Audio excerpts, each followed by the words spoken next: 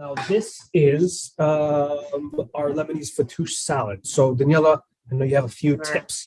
I love fattoush salad. I haven't had it in a very long time. So I think this is going to be something I'm going to make.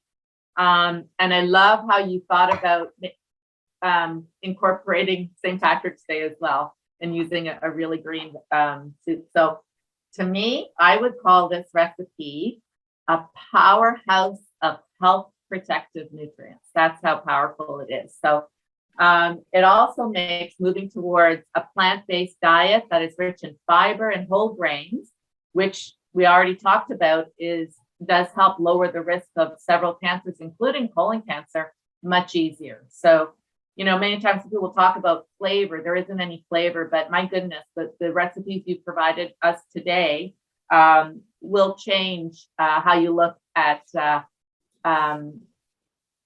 plant-based eating a bit more. The colorful vegetables are the focus of this dish, and the whole grain pita, I would say, is more of a garnish, and it's topped with a carefully crafted, nutrient-rich dressing. This is also in keeping with the guidelines about when we talk about our plate. If you're looking at a healthy plate, half of your plate should be vegetables, and so this fits very nicely with that. And Jeremy and I have talked about this. A plate, we don't always eat the way it looks like in that healthy plate. And the fattoush salad is an example of how you have all the ingredients in a beautiful bowl. So thank you for this recipe as well. All right, we ready? Let's get started. So I know that you broke it down in the recipe that you sent me. You broke it down into sort of three main components, which is the salad, the dressing, and then the crispy pita topping, which I think is sort of iconic for a fattoush salad, right? So why don't we start off with the pita?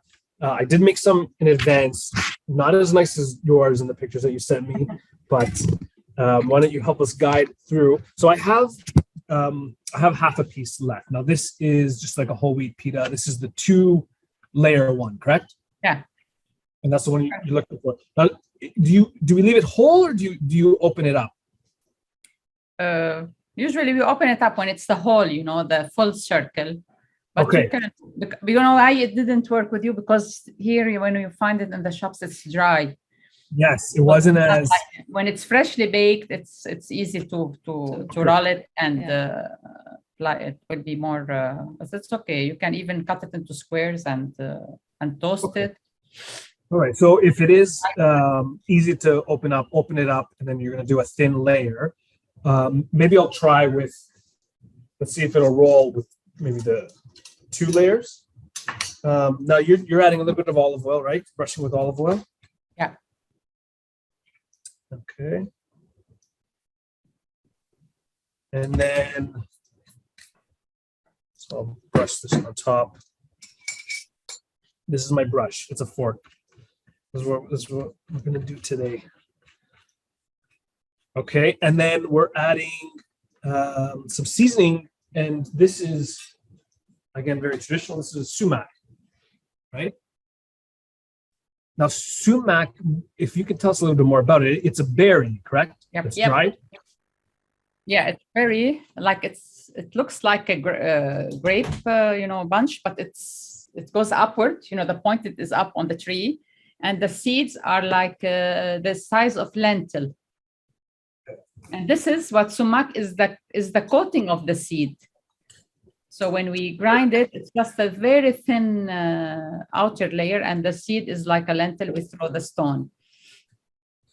Okay, interesting. So it's the outside of it. Yeah, okay. It's the outside. Yeah. And then you mentioned you can put a little bit of either like granulated garlic or a little pinch of salt. Yes. On top as well. Now sumac, for those I guess that haven't tried it before, it has this. I find the taste profile almost like a cross between lemon and cranberry. Like it has this tart, it has this nice tartness to it, but this very nice brightness and freshness that goes well with. I mean, you can use this if you're doing like meat dishes as well, or like dressings, correct? Yeah, Jeremy, and this is, it's one component of the za'atar. If you know za'atar, the oregano and the red and the seed and the sesame. This is what's red, what gives it the red color. It's a sumac. Okay. So this one component of za'atar. Okay, so I mean, it's very versatile. You can use it Yeah, in many yeah. dishes. Wonderful. I love it. It's fantastic. Okay, and again, it might not work as well because it's the double layer, but essentially we want to roll this up, correct? Yep. Into almost like a log. And we're creating these pinwheels, and then I think you said that we wrap it in plastic wrap. Yep. And I just keep that shape. But this is, I've had different types of fattoush salad before. Is this style closer to like a Lebanese style fattoush, or is this more just your family, the way that you would do the pita? No, we get creative. Yeah. Like in family, or in restaurants they compete. They want to make like a twist. So this is a twist. Yeah. All Yeah. right.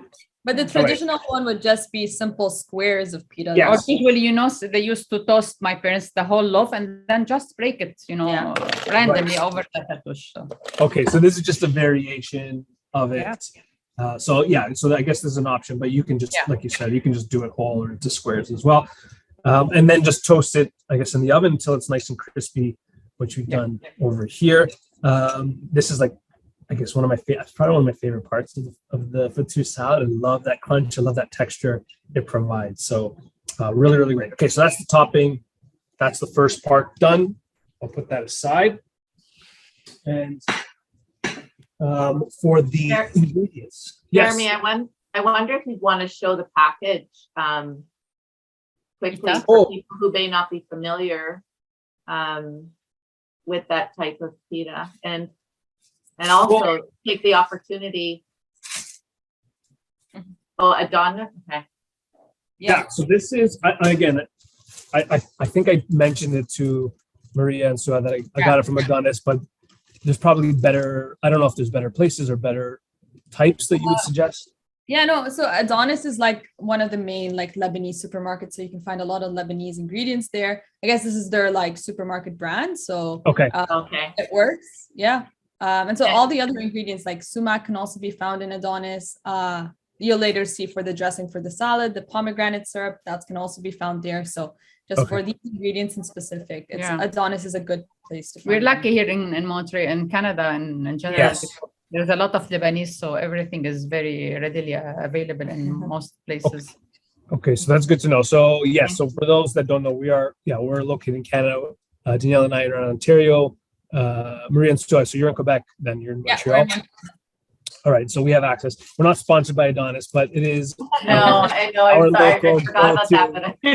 Middle Eastern. No, but it's good to mention for those that are. And I guess I'm just also bringing to the attention, like how it says the whole wheat, the whole grain, versus the lower fiber varieties, right? So that also is in keeping with the guidelines for adding fiber to the diet. Or alternatively, if you need to avoid fiber, you go with the regular as well. Beautiful. Okay, so let's assemble this salad. I guess the main ingredients. Now, I guess let me know what's traditional, and then also I think you mentioned this can be sort of like a clean out your fridge type of salad as well, right? Yep. So traditionally, what would you use? Traditionally, it's the lettuce, the cucumber, and any lettuce, tomatoes. But now, like my husband doesn't like peppers in the salad, so I keep the peppers aside, and whoever likes it, add it in, while eating. Right. So absolutely. Usually Okay, I'm gonna add peppers because I like peppers. So I apologize to your husband, but I'll add them in. And the color, I love. Yeah, you have tomatoes also are a variety of colors. Yes. Yeah, and I think, I guess, like you said, it depends on what you have and what's available. For me, I'm not a huge fan of the bigger hothouse tomatoes when they're out of season.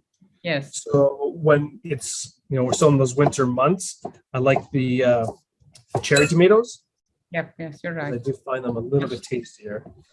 All right. So in general, food, I used to tell my children when they were young, because they don't know the nutrient, cannot explain this, but I tell them to eat a variety of colors every day. Then we make sure, if you eat the rainbow colors, you had the right nutrients. Yes. Eat the You read my rainbow. mind. Yeah, You read absolutely. my mind. All right, so I'm gonna add some green pepper, and then And the eyes eat before the tongue. You know, you can. yes, good point. That's also very important. We talk about that with people who lose their appetite, right? Because trying to appeal to their other sense or their taste, they lose their taste. So appealing to their other senses. So visually appealing is very important. So you're just reading my mind. I'm just going to sit back here and, same background. Through telepathy. Yeah. Well done. All right, so added those cherry tomatoes. Now these are, I guess, Lebanese style cucumbers. You were saying? Yes. Yeah, they call them sometimes Persian cucumbers here too. Okay. You can use the big one. It doesn't, this has like more flavor and not less water than the English, so the English cucumbers. Yes, I've noticed that the crunch is really, really nice on the. And in Lebanon, when it's fresh, you can smell the cucumber before you taste it even, Okay, so then you know what?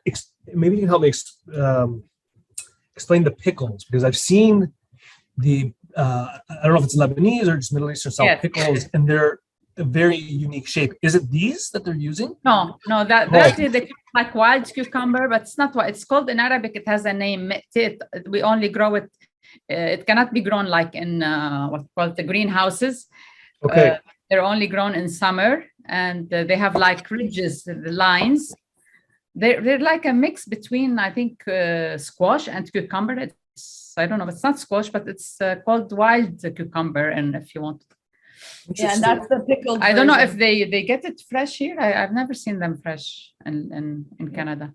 I haven't seen them either. But they're good to eat like cucumbers raw, or they're better in pickles because they have less moisture, so they stay crisp. They stay crisp. Okay. All right, and I'm adding some radishes here as well. Yeah. Add some radishes. Is that something that you would typically add? Yeah, you can. We can do without it. But, we gotta go with it now. Yeah, it's too late. Too late. Yeah. Well, we have to add it. They don't like radishes or the taste, so I'm telling you that you can use whatever vegetables you like. Love that. But the dressing would make it fattoush then. And do you want to give him the tip for the onions now? Yes, you mentioned something about the onions. Yeah, as you slice it, like when you put a bit of salt and sumac and rub it between your fingers. So that would be okay. So let me follow this. A little bit of sumac on the onion. Yep. And a little pinch of salt. And I guess that's all. It's almost like starting to pickle it a little bit, right? Yeah, it's like when you do this. I think it will sweeten I don't know, my mom used to they rub it because maybe it makes it wilt a bit and become more tasty. The water out of the onions for sure. Yeah. Oh yeah. I love that idea. To be honest, I'm not a big fan of just straight up raw onions in salads because I find that it can be overpowering. Yeah. And that's just my palate, but I like this idea because you're right, it will cut some of that harshness, that heat out of it. But also I think in specific, the purple onions compared to the white or yellow ones, they have less subtle taste. This one is good. Yes, this one, like, I feel like is always much better in salads compared to the white one. And Jeremy, since there is a bit of sugar in the dressing, you can add the sugar on the tomato, on the onions now, like when you prepare it like this, you can put that sugar on the onions. Just sort of pickle it. Yeah. Okay, so why don't we move on to the dressing? Is there anything else that I could add here? We put parsley and mint, whatever you have. Parsley and mint. Yeah. Yes. Perfect. Top parsley. Yeah, they should be chopped. How much? Or leaves. You can add them as leaves, cut up leaves. You don't have, or chop them coarsely. Okay. So is this okay? Yeah, this is good. Yeah. Okay. I find this is better. Yeah, this is better than leaves because the leaves tend to stick in the throat while eating. Right. Yeah. That's true. Now, how much should I add? I'm just going to keep going until. It's by taste. You don't have, don't overpower it as much as you want. It's not like tabbouleh. Tabbouleh, the main ingredient is parsley. Right. and then I have some mint as well. And there's one green we add it. We call it it's like watercress, but it's not watercress. What is it called in? I'll get you. Purslane. Oh yes, purslane. Yes, I've heard of that. Yeah, it also has a lot of antioxidants. In summer, it's abundant because it grows wild. So in the wild, you don't cultivate it. Right. This is it's very nice. It goes very well in this salad. So that would commonly be added as well. Yeah. All right. So I have some mint here, and you would just like roughly chop it up. Yeah. Purslane is good because I think it has omega-6, because they found out that the eggs laid by chicken in Greece that roam and eat the wild purslane, they have the eggs have a high content of omega-6, I think, or 3. I don't know. Omega-3 is the one that has the heart healthy properties. So that's great. So they found out that the purslane is very rich in it. Yeah. Excellent. So, Suha, if there's romaine lettuce in this, right? Yeah. Yeah. So I think when I was looking at the recipe, knowing that romaine lettuce is very low in fiber, that might be the bigger part of the salad, right? If someone needs to cut back on the fiber. So you can make this very plainly as well, right? With maybe just the romaine lettuce. The cucumber, I guess if you skinned it and took the seeds off, right? And definitely the toppings like you can peel the cucumber and peel the tomatoes to reduce also the fiber. Yeah. So I like the versatility and the simplicity, especially if someone has fatigue. We talk a lot about being fatigued. So just being able to throw things together like this is wonderful. Yeah. Okay, so let's move on to the dressing now, which I love. We have some unique ingredients here as well that we'll get to. Now I'm doing this in a mason jar. That's sort of how I do my dressings. I just find it a lot easier to emulsify. Is that okay? Otherwise, I'll throw it away. Okay, all right. You tell me, Suha. Yeah. You shake them there and you. Perfect. So olive oil first. No, you know what I like to do is put the acid. What you have, like vinegar or lemon? Yeah, I have red wine vinegar. Okay, put the vinegar and put the sugar in it or the honey, so it helps dissolve it. How much? About 2 tablespoons? Yes, that's enough. Yeah, because the sumac will give it more sour taste. You don't need a lot of. I have honey. Yeah. Okay, that's gonna work. Yeah, because if you put the oil, it will be harder to dissolve the honey. Yes, true. We'll try to get that whisk going. We'll have to just shake this extra hard. Yeah. The sugar will be easier to dissolve in there. Yep. Okay, so we have the honey, we have the vinegar, and now? The garlic. Now the garlic, and we want this minced, right? Yep. So a little trick talked about earlier, we'll use our rasp.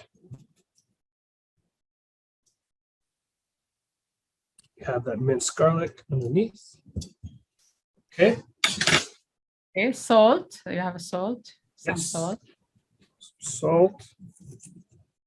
Okay. All right. Now I have dried mint and the sumac as well, correct? Yeah. Did you put fresh mint already? Fresh mint I put in the salad. Okay. Yes. So we can skip if you want. You can skip or use the yes. And I like to add sometimes a zest of 1 lemon. Whenever you have zest is good in all. If you don't have, it's fine. Right. If you call for lemon zest, I will give you lemon zest. Listening attentively. Absolutely. I love the addition of lemon zest as well. All right. And now the rest there is no more oil. You can put the pomegranate, the molasses. Sorry, the sumac, does that go in there as well? Yeah, it can go. It doesn't dissolve it, but it will, it will give it a red color. Yep.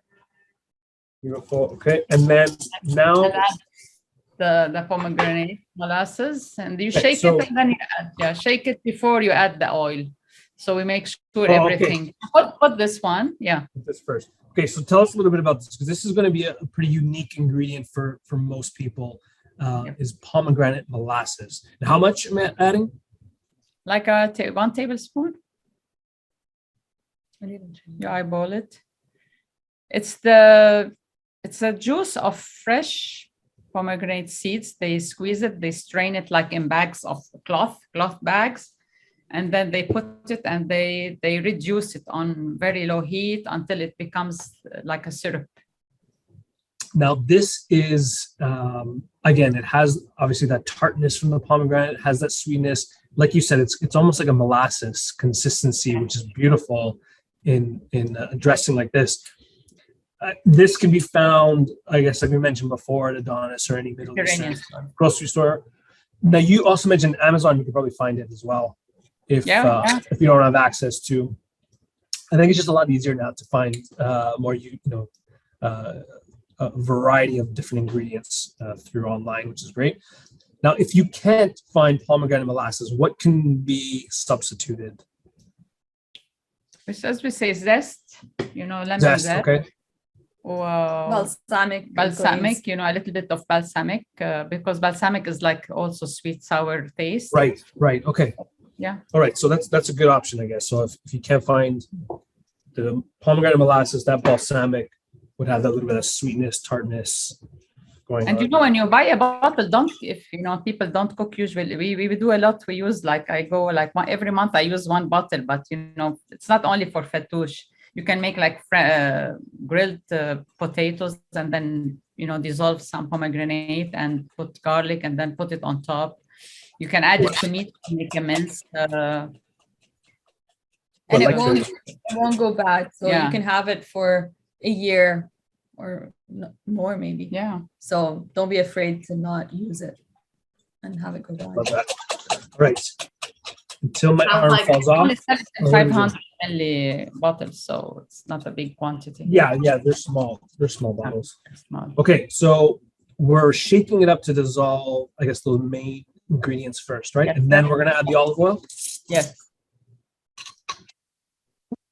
That is fragrant, very fragrant. And about equal amounts? A bit more olive oil than not 2/3, but just enough. Yeah. I'm Italian, so I kind of have a heavy hand. Yeah, we're generous. Yeah. And also you can adjust the garlic. Some people like it more garlicky. So this is, it depends, you can always add and take out anything you don't like or you find it strong for your taste. For sure. It's definitely anti-inflammatory with all those nutrients, ingredients in there. Yeah. Definitely. Right. We're just dressing it right on top, correct? Yes. But always, dress it just like before you want to eat it, like 15 minutes max, because you want it all crisp and fresh. So I'm gonna have to eat this entire thing right now, is what you're telling me. All right, so I'm gonna toss this up. Probably should have picked a bigger bowl. Oh gosh, I'm really getting hungry now. Yeah. It's lunchtime. That definitely is my favorite. And don't Colors forget are amazing. to garnish it too. Yes, absolutely, the most important part. And the pita top. And is that it? Do we do it? Yes, looks great. Yeah. Great. Okay. Yeah. So I think this is definitely a winner. I cannot wait to eat most of this entire bowl. Thank you so much. And it's very good along. If you like eggplant, the big eggplant, like I roast them, like I don't fry. I slice them and bake them in the oven, and they marry together. They're very good together. Beautiful. It's very versatile, which I love. Yeah. And like you mentioned, use what you like, use what you have. You can kind of mix it up a little bit. But that dressing, even the little bit I put on off of the pita, the sumac, the lemon zest, that pomegranate molasses, it brings a very, very unique flavor profile to the dish. I love it. Really, really great dish. Thank you. Awesome. Zahtin. Oh, yes.